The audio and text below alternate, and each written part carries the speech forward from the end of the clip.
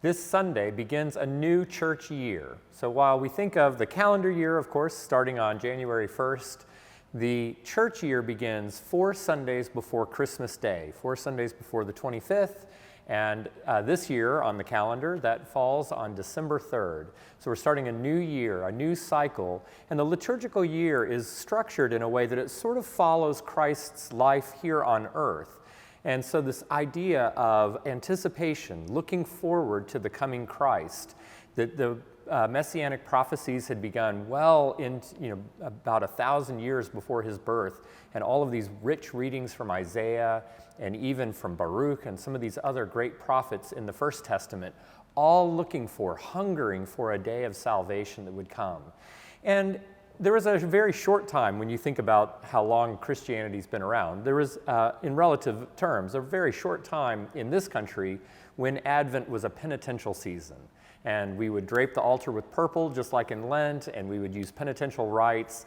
And it's funny because for the vast expanse of Christian history, going right from the church fathers all the way up to the present day, Advent has been a joyous season. It has some of the most joyous hymns that are full of anticipation.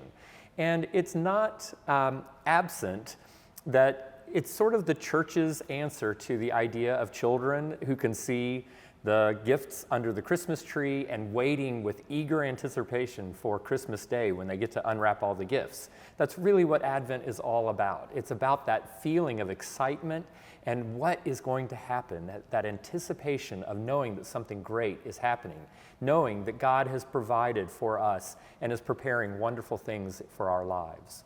And we hope that here at St. John's, that as you enter into this season of Advent, that it will feel that sense of urgency, but excited expectation. And certainly the music for this season is full of that joy and full of that anticipation. So we're going to begin, as we do almost every Advent, with the great chorale, Vacet Alf, Sleepers Awake. And this is a text and a tune that was composed together by a Lutheran pastor in the very late 16th century, Philip Nicolai, at a time that the plague was ravaging all of northern Germany. And Nicolai wrote a lot of his texts kind of in the context of such desolation. And yet, in the very despair of this kind of health crisis.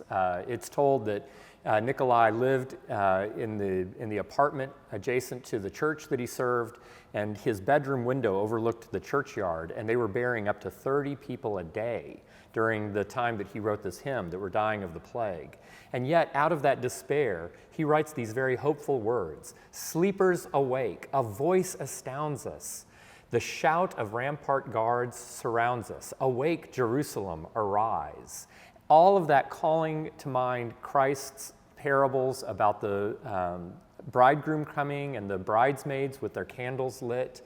And Nicolai, as I say, composed the tune as well. And he starts off with sort of a clarion call, waking us up.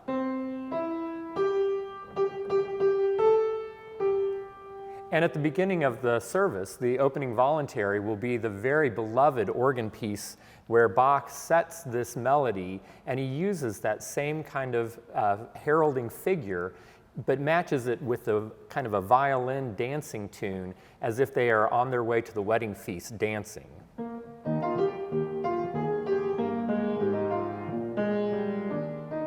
So you can hear that violin, that fiddle tune. It's meant to be very rustic and atmospheric, and then that melody of the chorale coming through. And then at the end of the service, we'll have one of Charles Wesley's most majestic poems, "Lo, He Comes with Clouds Descending," matched with this very stately tune from the English tradition.